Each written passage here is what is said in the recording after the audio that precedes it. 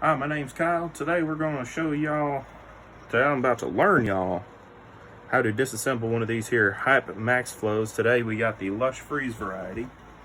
Okay, so we're going to take a knife with some serrations and we're just going to dig it into this mouthpiece here, pop that off, and we're also going to do the same thing with this tailpiece. It's got some holes here. That's where the air goes through.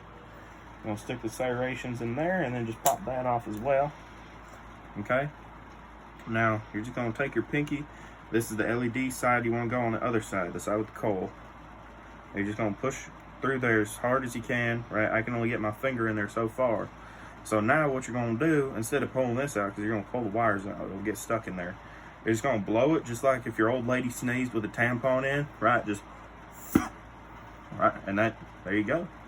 That's a max flow. That's all there is to it, right?